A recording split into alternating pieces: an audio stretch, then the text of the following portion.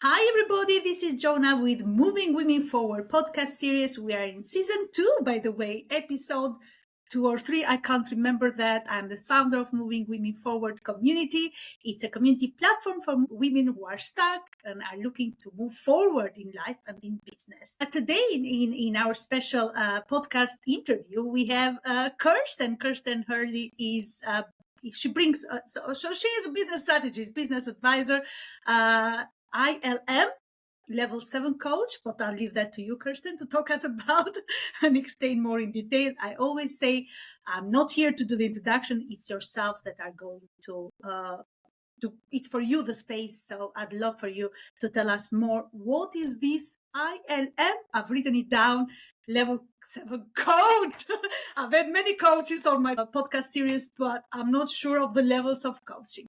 The floor is yours. Please tell us who you are, what you do, and why we're here today. Thank you, Jona. I appreciate you inviting me on. Thank you so much. So to introduce myself, so I've been working in technology sales, so professional services, selling software design and development services for well over 2 decades now.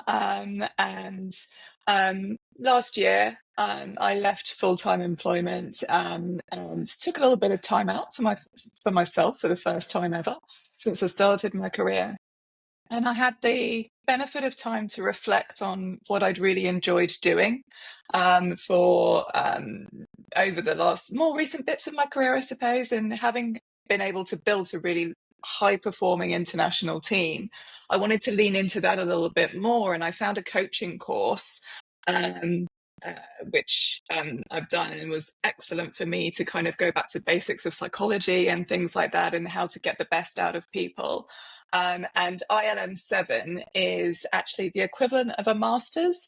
So it's by City and Guilds. I think it's the alternative track, I suppose, to more traditional university. But it was a lovely course that I could use to top up previous qualifications, basically, but help me reset and think about what I was going to be doing next, which is now I work with founders and leaders of tech services businesses, and I help them. I use my sales skills that I've built over the last 20 years to build growth plans, but then also help those leadership teams to build those high-performing cultures as well. So that, once you've sold the service, you can actually make sure that you're delivering the highest possible level of service with the best performing team as well. So that's what I do. But it's not what I'm here to talk about today necessarily, actually, really. As I say, thank you for inviting me on. So something that I found my voice in more recently in my career is the fact that I am a carer for my 2 brothers who are severely autistic. And perhaps it's age and increasing responsibilities as my parents got older and were less able to do things for them. They had their own health issues as well over time.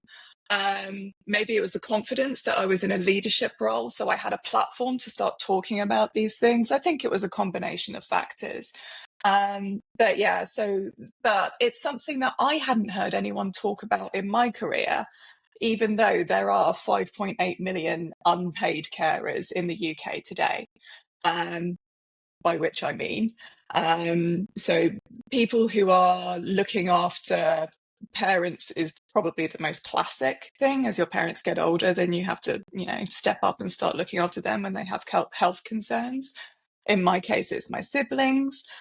Sometimes it could be looking after a partner who's ill. Maybe they've had a diagnosis of an illness and you're supporting them through treatment and things like that. There's lots of different ways of defining a carer. But essentially, you are looking after someone, you're advocating for them. And this is something that when you finish your 9-to-5 job, maybe, not everyone has a conventional pattern, obviously. But when you're doing that, then the clock doesn't stop. You don't get to sit down and necessarily chill and watch telly or go out or things like that. Then you're picking up that work. as well, which, as I say, is not necessarily paid for most people, but has a huge impact on your career and how it goes. So the reason we're doing this now, just to get back to the point, is that Carers Week, which is an awareness week, is coming up from the 15th to the 19th of June. So I'm using my voice now to try and build that awareness, because it wasn't something I experienced before, but I'm hoping that we can get some momentum today, Jona. Wonderful. Thank you so much, Kirsten, for sharing your story, how that can resonate with our audience. I'm sure it can resonate with many. It resonates with me, not in particular with siblings or younger or children, but in my family. I can understand how it is and how much you feel it's the burden that you are not able to help, even though you are helping so much. I think that's the silent moment, the silent feeling that you are doing it, but you are not supported. You don't have a support around you, because obviously the support goes towards someone who is really in extreme need of that in that moment in time. So it's a special week coming up. We want to raise as much awareness as possible, but also I want this to be the moment when we talk about the load that women, because obviously it's called Moving Women Forward, so it's a platform to give women a voice, the opportunity to share their journey and to share how they've moved forward. So I want to understand from you, Kirsten, if that's okay, how do we talk more openly about our emotions and practical load that women carry around by being carers in this case? I'm sure you have so much to say because you are in it. So that's your personal journey, but also from experience from other women that you have been in conversations with.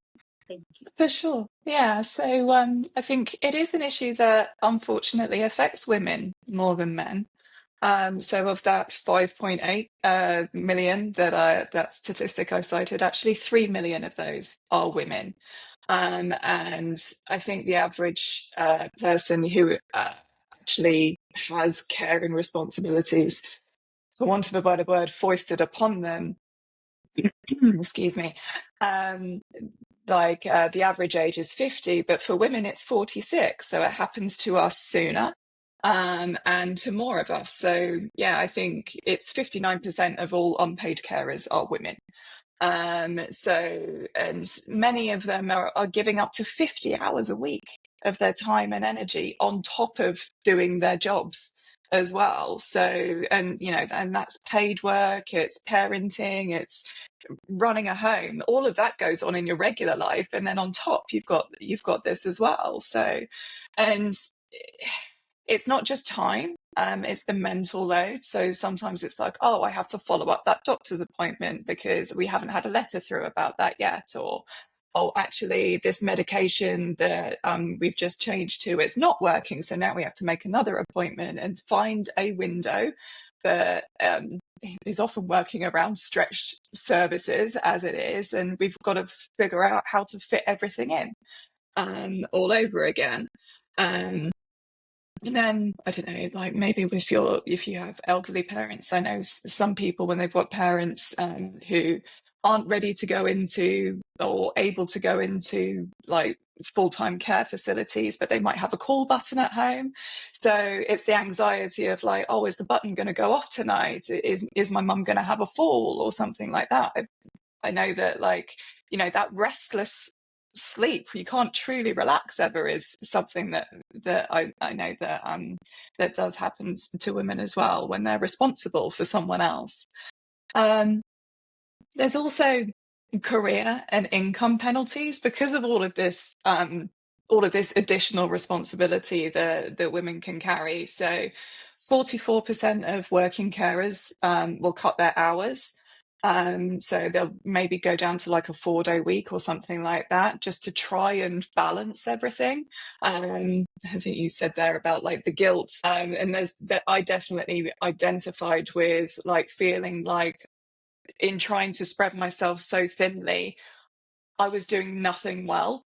Like no one was getting as much of my attention for me to be effective, whether that was a work project or it was my brothers with something that they needed. I felt like Like I was just doing everything badly, and trying to rebalance your time is a penalty that, in certain companies, like that would be frowned upon, like, oh, they're not committed, or they're not as ambitious to, be as successful as their peers at work because they've got other things going on. Um, and then similarly, actually, along those tracks, 25% of carers actually step into more junior roles because the additional responsibility of managing teams or having like leadership responsibilities feels like it's a bit overwhelming as well. And so something has to give for the sake of your own mental health.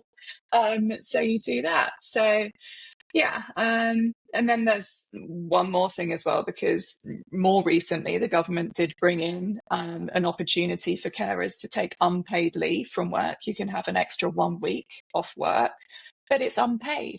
And in today's economy, not many people can afford to take a week unpaid off work, unfortunately. So there's lots of different ways that it impacts women. And yeah, like I think the emotional toll definitely is something which, managing your stress and being able to keep all of those plates spinning is definitely something which it's, I think you use the word, like there's the silent symptoms of those things that go on there. So it's a lot.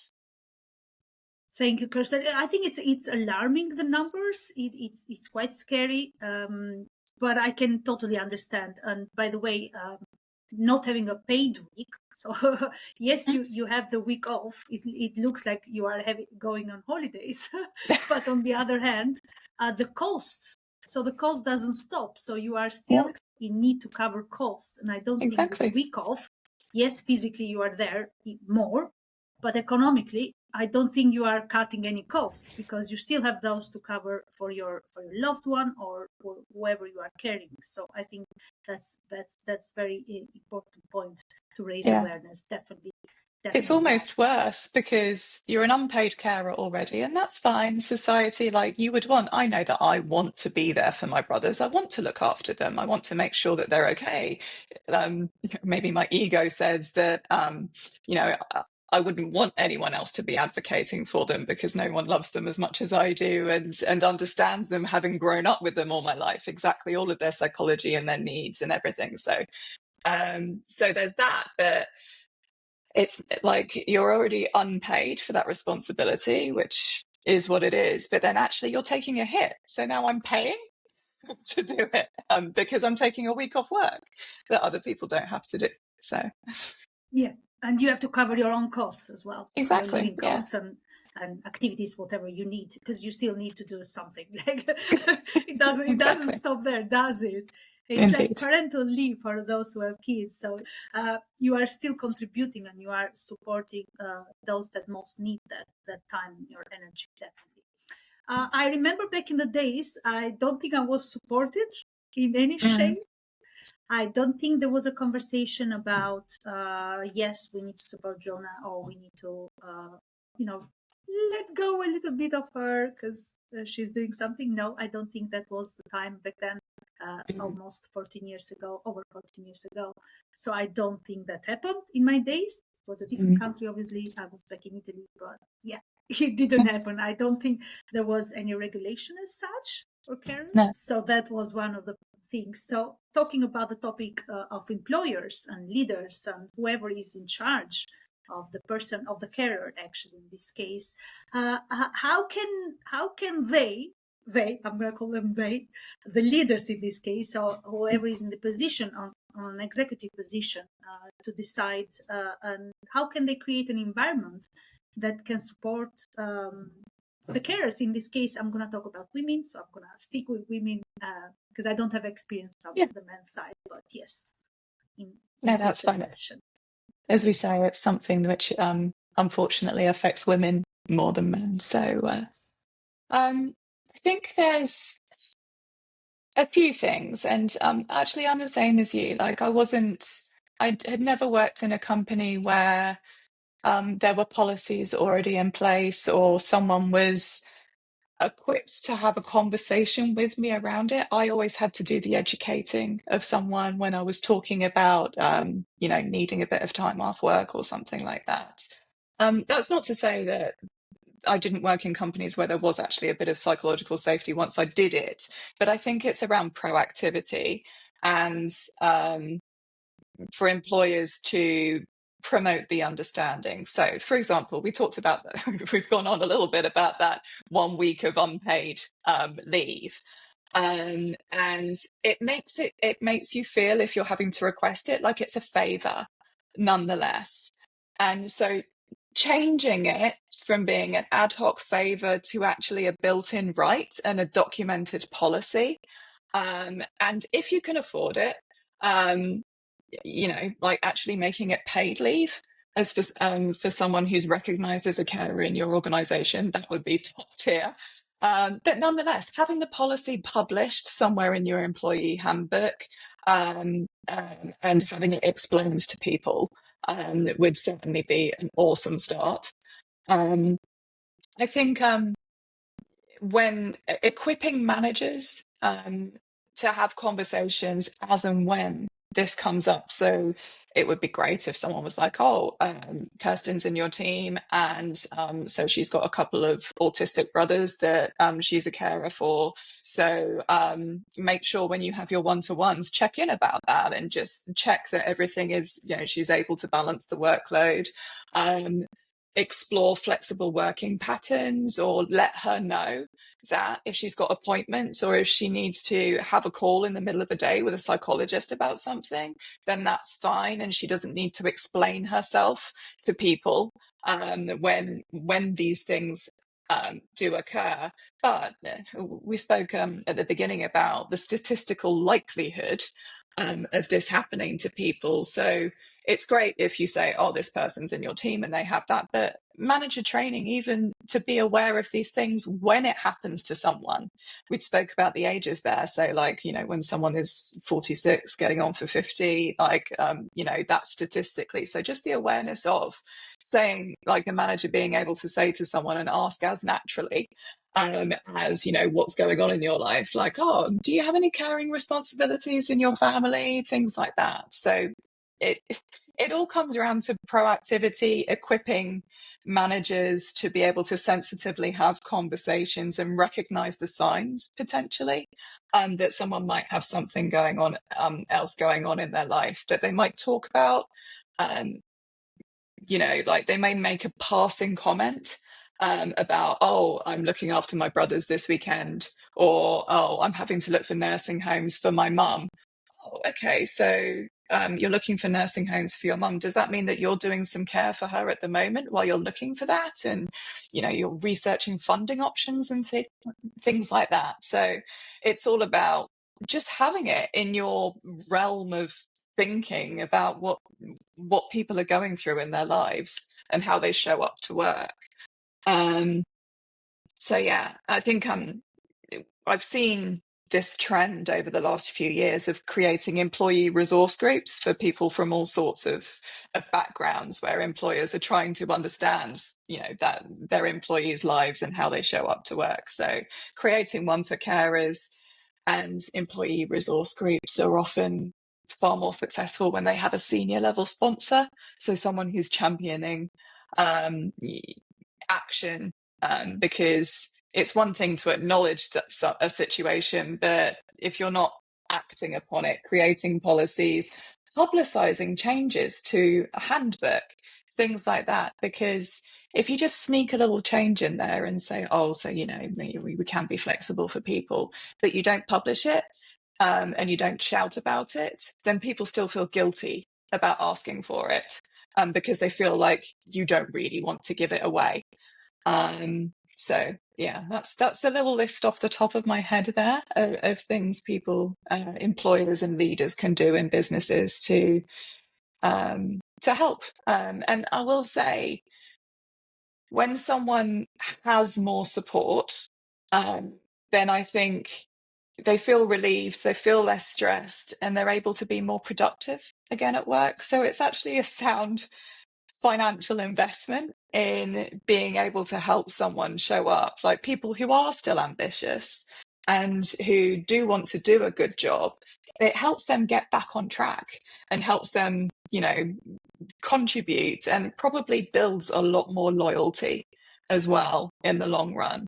So when people have that additional capacity and when the business needs it, because they've been supported thus far, then they'll give it back as well. These are very clear, actionable steps.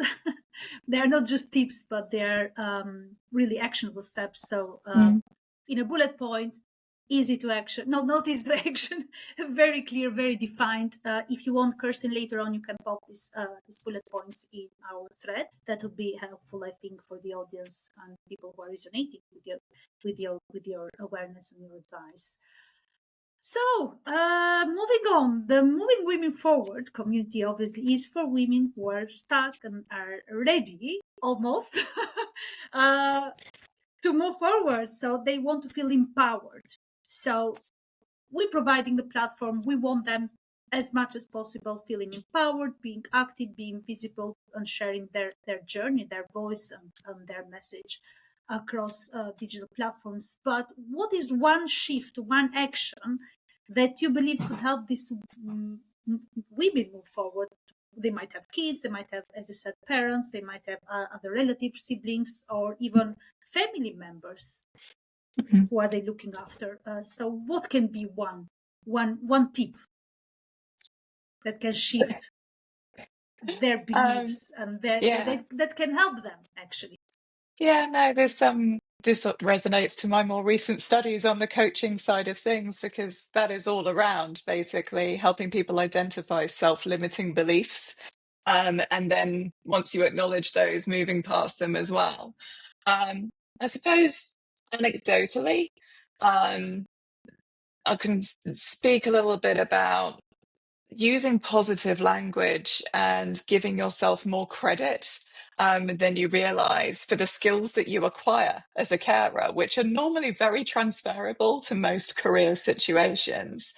So stop using this language of, oh, I'm just a carer and that's a burden at work and things like that, to say, like, I've learned to navigate some really complex situations, or I'm project managing some, like, the care of my brothers, which is incredibly complex and multifaceted. I'm interacting with a wide variety of professionals, they themselves who are under a lot of pressure and a lot of stress. And like acknowledging, oh, okay, so actually I'm really good at communicating succinctly to someone about what my brother's needs are. Or I have learnt to become incredibly organized about monitoring when medications need reviewing, because it's the kind of thing the ball gets dropped sometimes by other people around. And I have learned to sit and listen to experts who are talking to me about things that I have no understanding or training around, like the psychology of autistic people, to use my own experience as well. And actually, for my brothers, they're very, very different in their needs, even though they're twins, totally different profiles of autism. But I have acquired all of this incredibly useful information, and I've learned how to digest that and analyze it, and then work with others to build a care plan.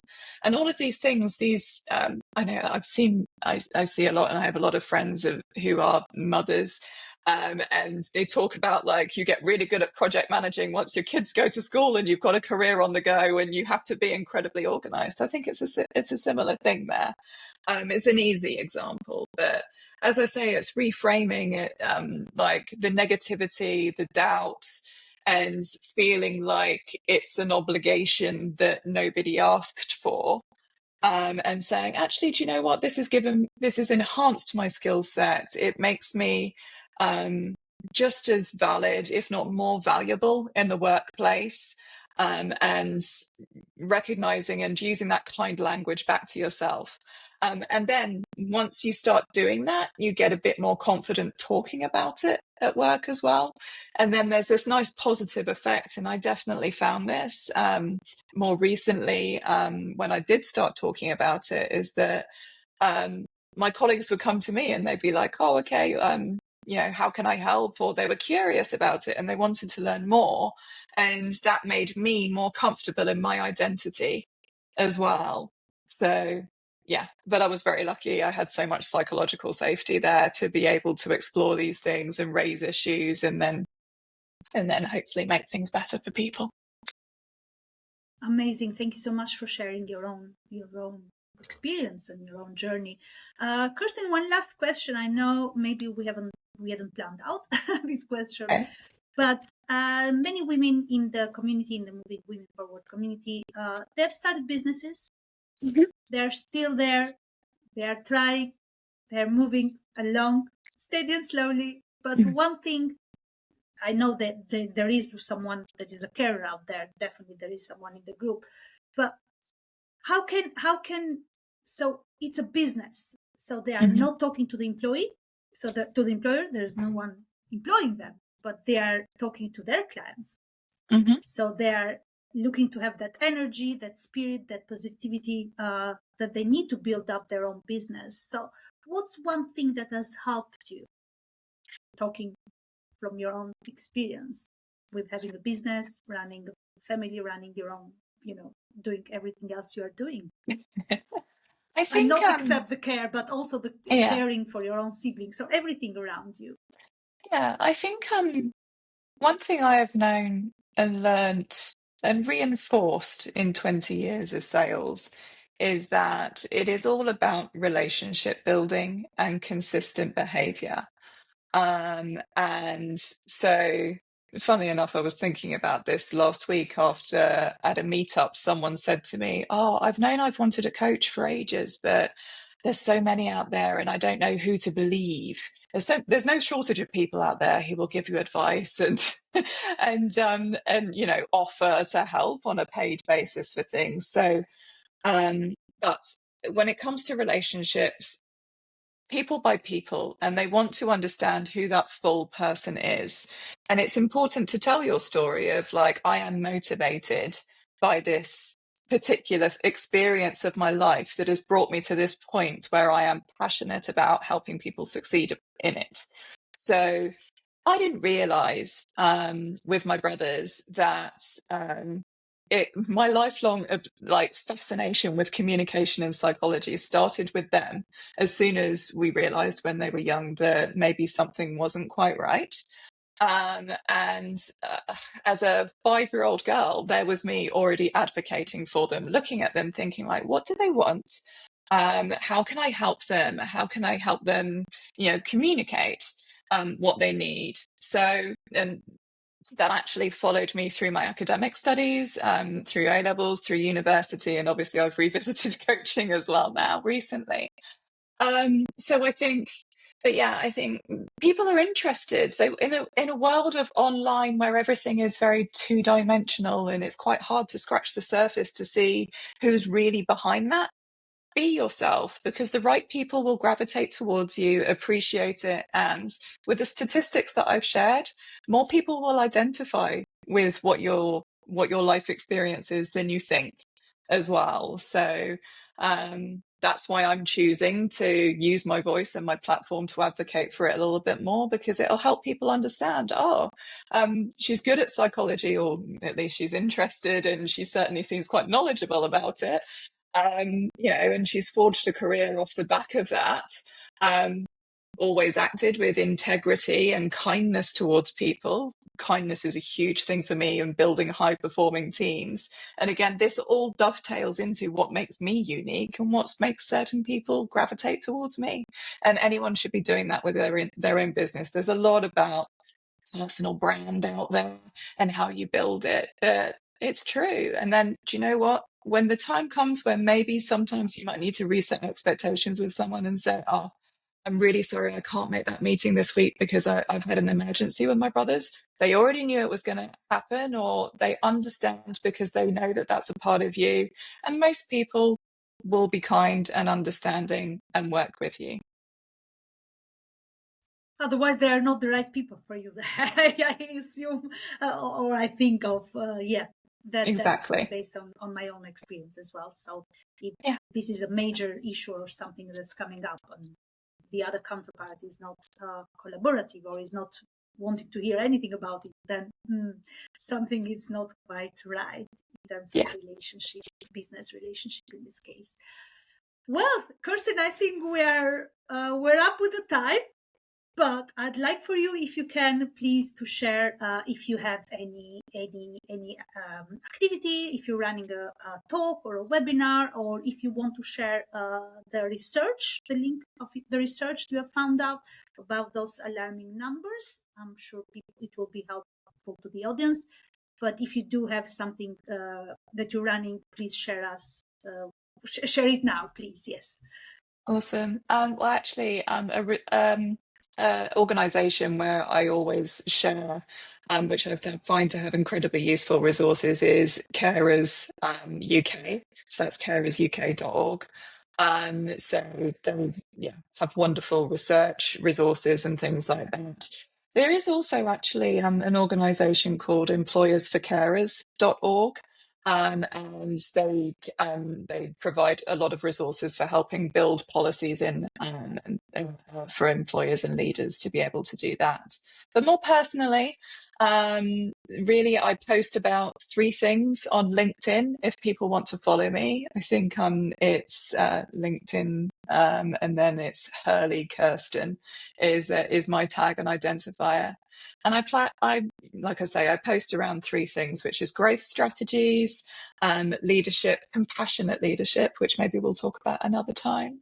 And then, carers, issues surrounding caring. And obviously in the run up to Carers Week, I'll be ramping up a lot of information and resources that I post there as well. So hopefully some people will connect and follow me there. Absolutely. Please do pop the links in the thread if you have any to share, not just the research, but anything that you just mentioned about those organizations. I'm sure it will be helpful to the audience. And thank you so much, Kirsten, for being a special guest and for raising such a great awareness about the carers and whoever is around this topic. Thank you everybody for watching the live. If you have not been watching us with Kirsten in this talk, please watch the replay and tune in next week, next Monday at 12 p.m. BST time. We'll have another special guest who will talk other things. Thank you so much for the platform, Jona. I appreciate it. Thank you. Bye-bye, everybody. Bye-bye.